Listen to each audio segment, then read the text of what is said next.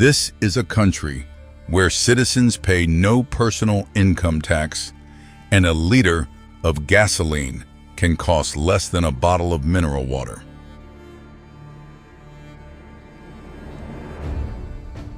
A country so strict that stealing could cost you a hand. No lavish Christmas celebrations in public. No alcohol is sold openly. No noise, and almost none of the commotion of the outside world.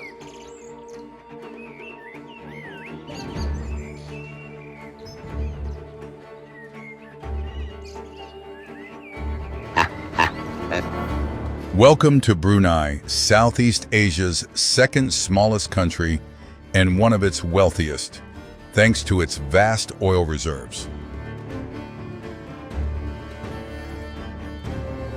But you would never guess it from the quiet streets because the country hardly looks luxurious.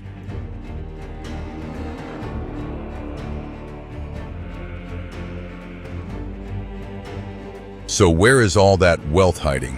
And what is everyday life really like inside this quiet kingdom?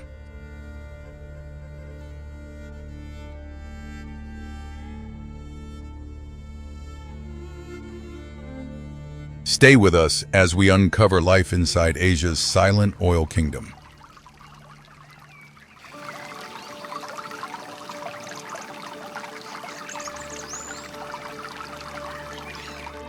Brunei is the least populous country in Southeast Asia, but its GDP per capita is among the highest in the region.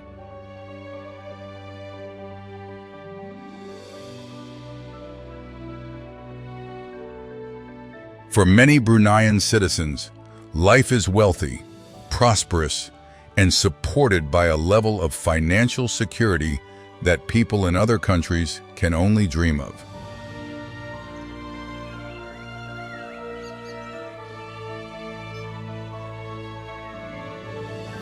There is no personal income tax. Public education is provided at little or no cost, while qualified students may receive scholarships and monthly allowances. Government healthcare requires only nominal fees, greatly reducing the risk of a family being ruined by medical debt.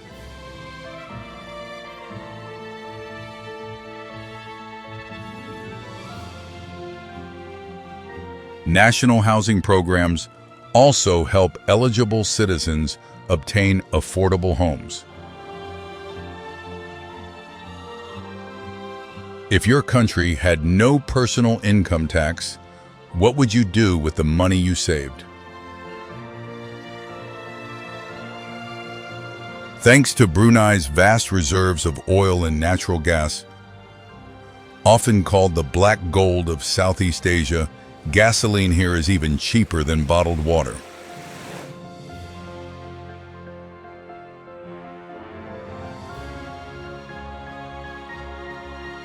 Golden domes, grand mosques, and an enormous royal palace display the extraordinary wealth of this silent oil kingdom.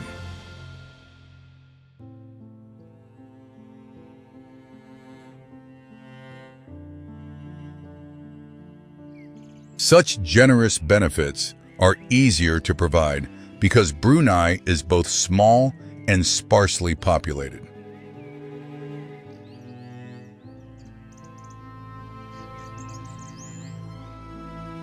The country covers about 5,765 square kilometers, roughly the size of the American state of Delaware. But its population is less than half that of this state.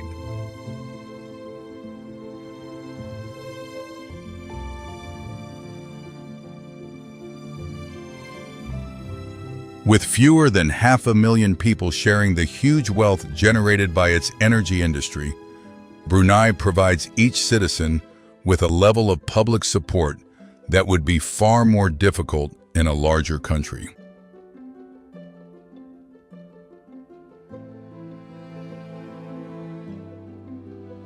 This combination has helped give Brunei one of the highest incomes per person in Asia.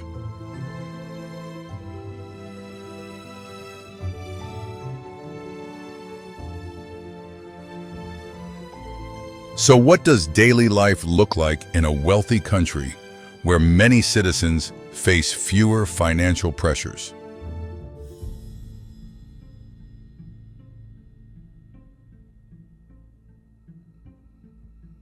Brunei does not behave like a reckless heir showing off new money.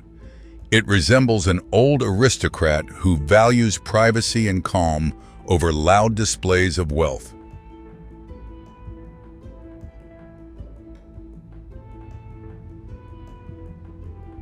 Located near the equator, the country remains hot and humid year-round.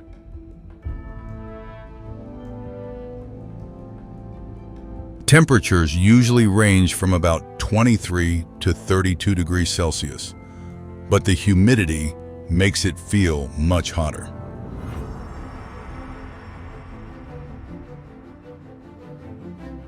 Days begin early, allowing people to use the cooler morning hours before the midday heat pushes life indoors.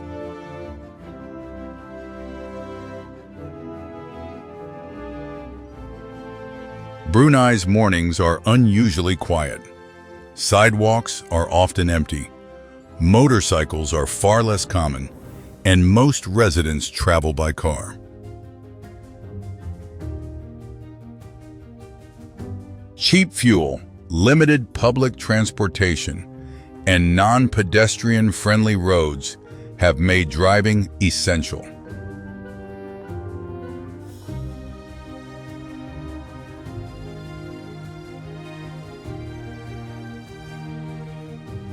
Brunei and Singapore are both among Southeast Asia's smallest and wealthiest countries, but their transportation systems could hardly be more different.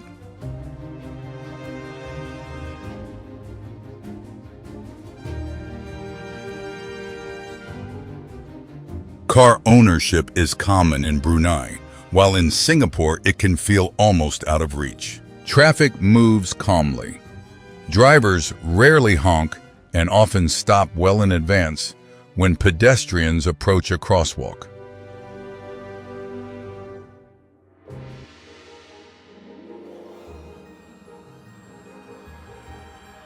A raised hand is usually enough for passing cars to give way. The world is divided between countries that drive on the left and those that drive on the right. Which side does your country use? Let us know in the comments.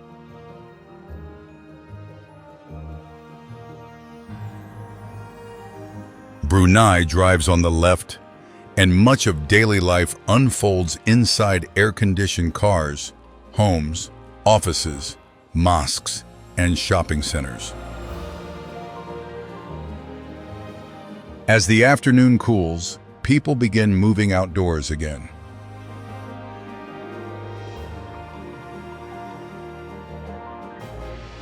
Parents collect their children, families stop for food, and residents head to parks for exercise.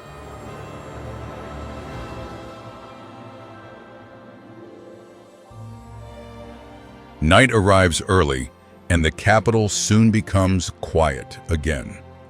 Restaurants and cafes remain open, but crowded sidewalks, street parties, and drinking districts are really rare.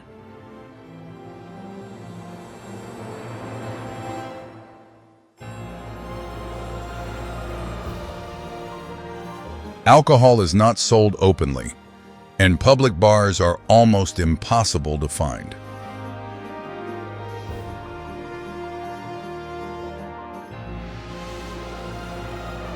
The quiet streets, modest public behavior, and early evenings cannot be explained by wealth or climate alone.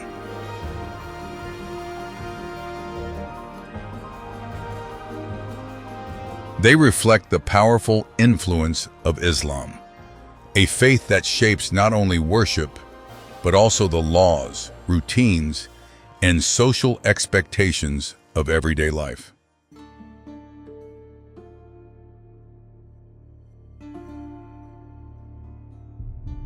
In Brunei, Islam is not limited to private belief.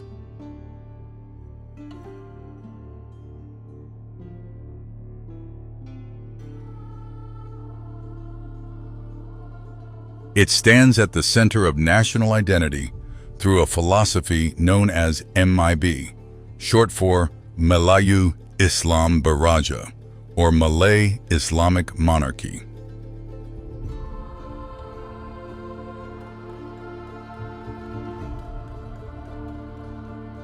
Its three pillars are Malay culture, the Islamic faith, and loyalty to the Sultan. The monarch is not only the head of state, but also the country's religious leader and a father figure in the national story.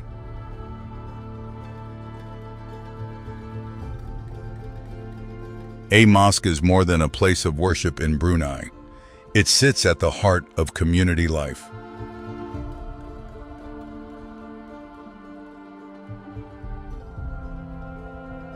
Men gather there for congregational prayer, exchange news, check on neighbors, and organize support for families in need.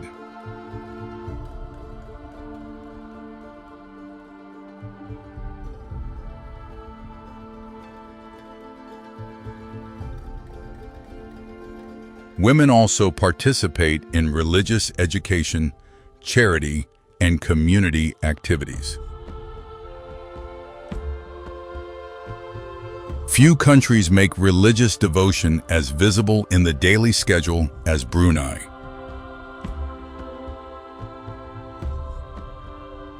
Most Bruneians observe all 5 daily prayers, from the first call before sunrise to the final prayer at night. The most sacred pause comes at midday on Friday.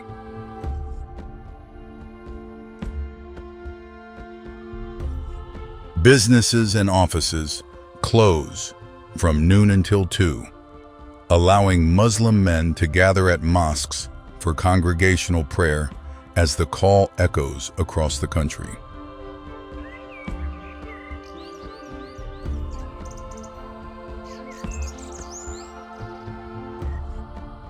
The influence of Islam does not end when worshippers leave the mosque. It follows them into shops, restaurants, public spaces, and even the courtroom.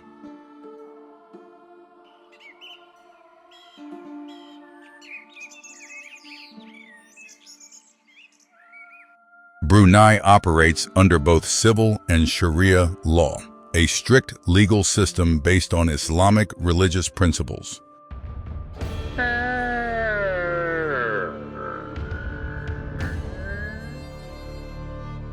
Alcohol is not sold openly, public conduct is closely regulated, and some Islamic criminal provisions carry extremely severe penalties.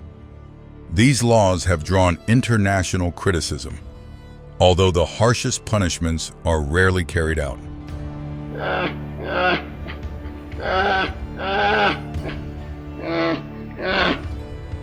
Alcohol sales are banned, while certain forms of theft can lead to amputation.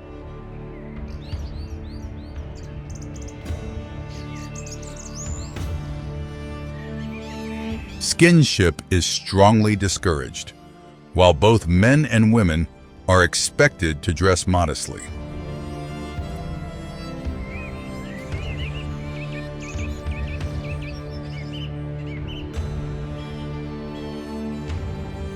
Tight or revealing clothing is avoided, and parts of the body considered intimate under Islamic teaching should remain covered. During prayers, ceremonies, and formal occasions, many Muslim women wear a long baju kurung with a tudong, or headscarf. Men commonly wear baju Melayu with a songkok. These are traditional clothes of Bruneians. Faithfulness in marriage is deeply valued in Islam and taken especially seriously in Brunei. Adultery is not only considered a major sin, but also a serious crime.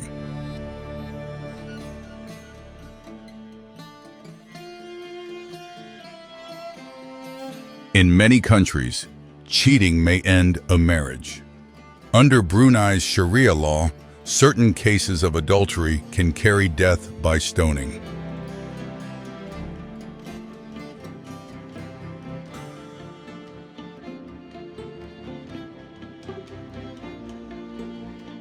Same-sex intercourse may receive the same punishment, while some forms of theft can lead to the amputation of a hand.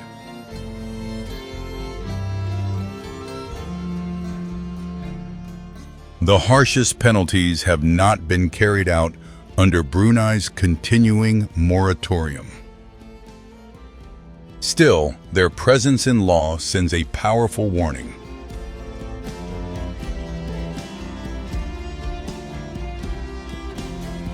But Islamic family law does allow a Muslim man to marry up to 4 wives, and this is not considered adultery.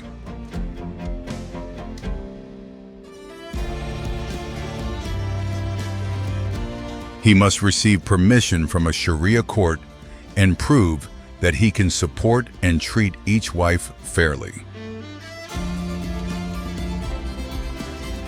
Such marriages are legally possible, but most couples in Brunei remain monogamous.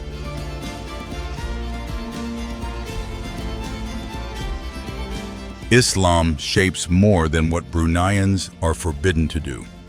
It also influences their traditional cuisine and festivals.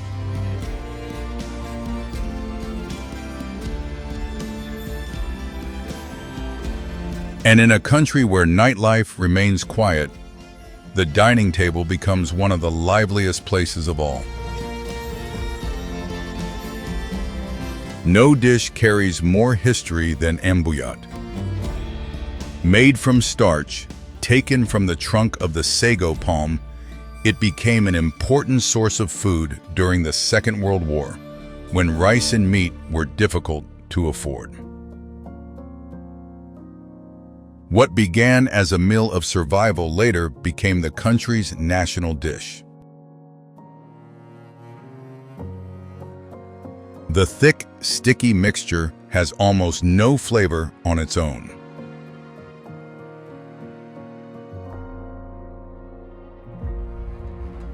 Diners use bamboo utensils, called candas, to twist small portions from a large bowl placed at the center of the table.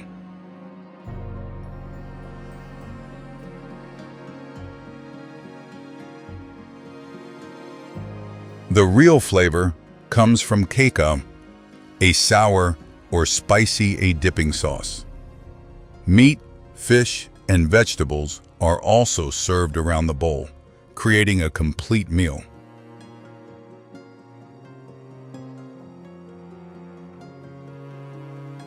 Ambuyat is rarely enjoyed alone.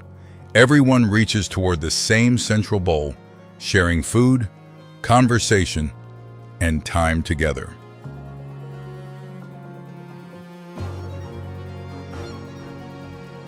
That communal experience has turned the dish into a symbol of togetherness, especially during family gatherings and special occasions.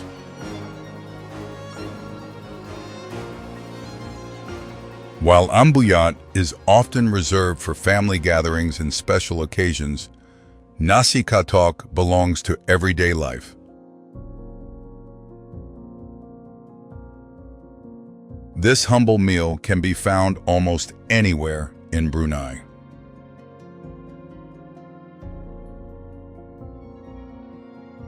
A packet usually costs just $1 Brunei dollar, or about 78 US cents. Yes, you heard that correctly. A complete meal really can be that cheap. But the low price doesn't mean poor quality. Its formula is extremely simple: steamed rice, a piece of fried chicken, and a spoonful of spicy sambal.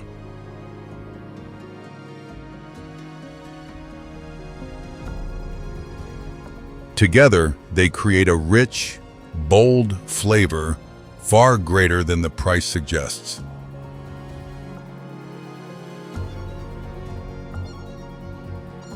Affordable, filling, and easy to find, nasi katak is enjoyed by people from every part of society and remains closely tied to daily life in Brunei.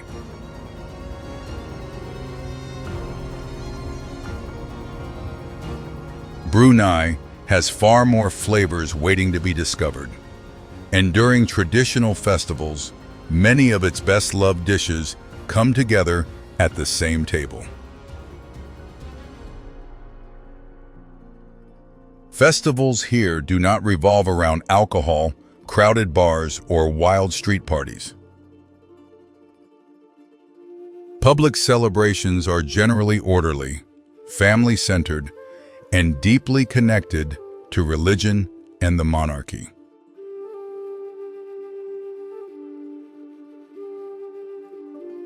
That does not make them lifeless.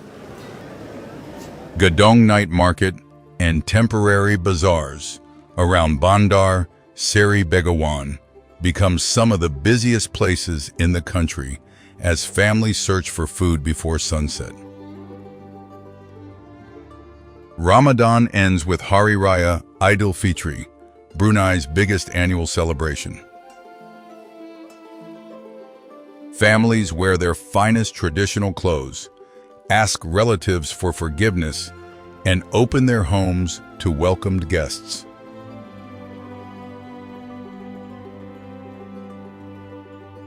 Tables are covered with curries, cakes, rice dishes, and sweets, while visitors move from one house to another.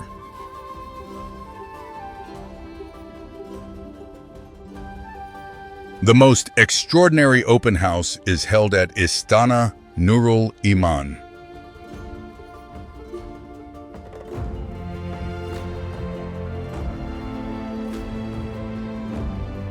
For only a few days during Hari Raya, citizens, residents, and foreign visitors can enter the royal palace, enjoy a complimentary meal, and personally greet members of the royal family.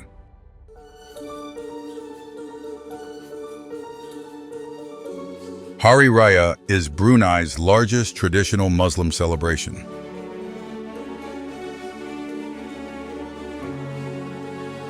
But Islam is not the only faith practiced here, raising an important question. How do other religious communities celebrate their holidays? Many people believe Christmas is completely banned in Brunei. That is not true. Christmas even remains an official public holiday.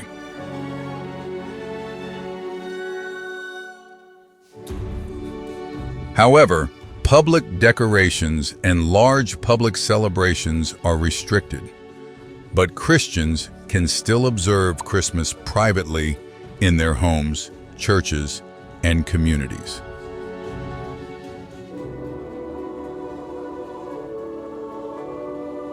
Whether celebrated across the country or quietly behind closed doors, religious festivals remain closely tied to faith, family, and tradition.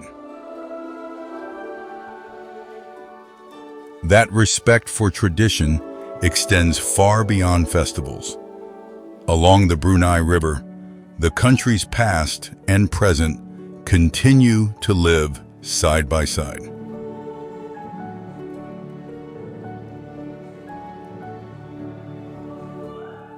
Here, the world's largest residential palace stands near Kampong Ayer, a 1,000-year-old community often described as the world's largest settlement on stilts.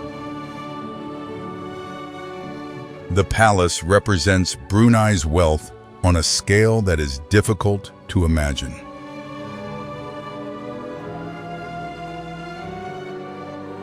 With around 200,000 square meters of floor space, it is roughly 2.5 times the size of Buckingham Palace in the United Kingdom, and nearly 3 times the size of the Palace of Versailles in France.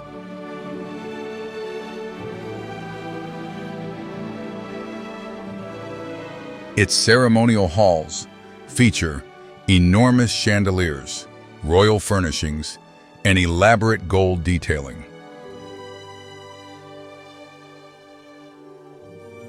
Thrones, picture frames, and decorative surfaces shimmer with the wealth of this oil-rich monarchy.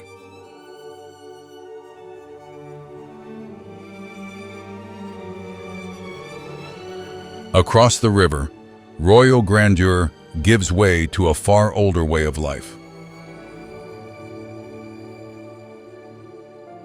At Kampong Ayer, wooden houses rise on stilts above the water.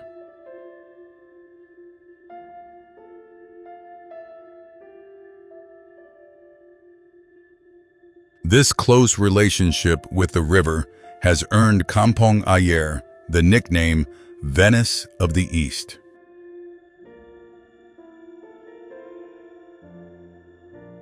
But do not let the village's weathered appearance fool you.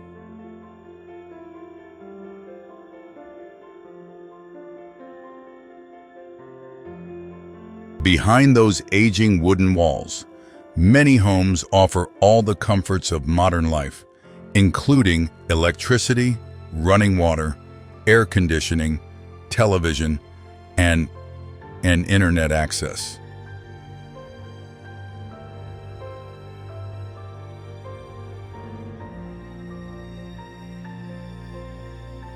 Some are spacious and comfortably furnished, proving that life above the river does not necessarily mean poverty.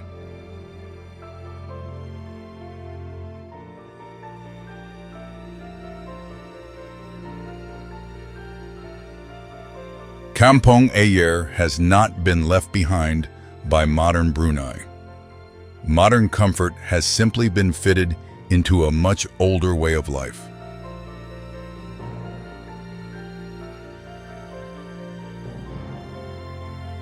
The boundary between the modern capital and the wilderness is equally thin.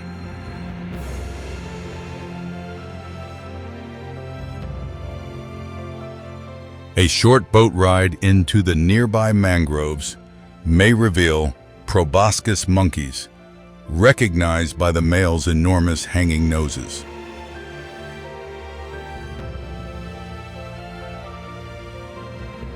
These unusual primates are found only on Borneo, the world's third-largest island and the only one shared by 3 countries: Brunei, Malaysia, and Indonesia.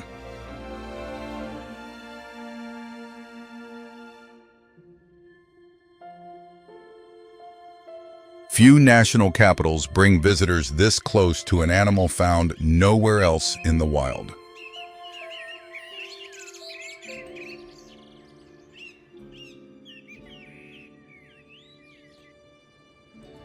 The palace in Kampong Ayer may appear to belong to different centuries, but both are part of modern Brunei.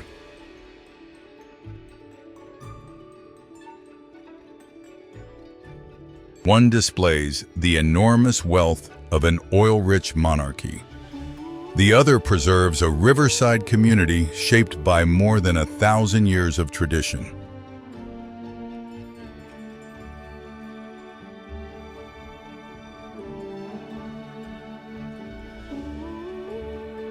Revenue from oil and natural gas has funded generous public services, social benefits, and a high standard of living.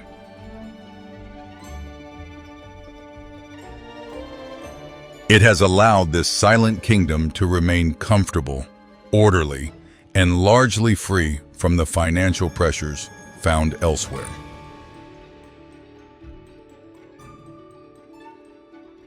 But these resources are finite.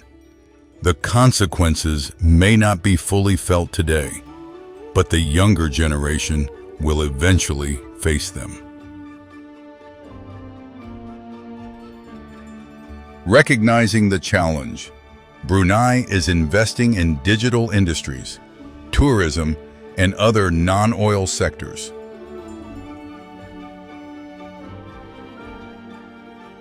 And for young Bruneians, the challenge is not escaping a golden cage.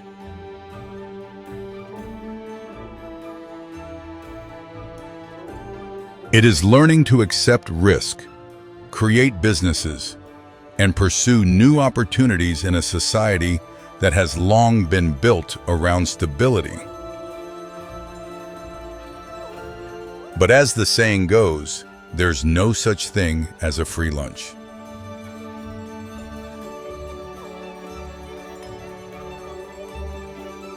But that security exists within a society governed by strict Islamic values and Sharia-based laws.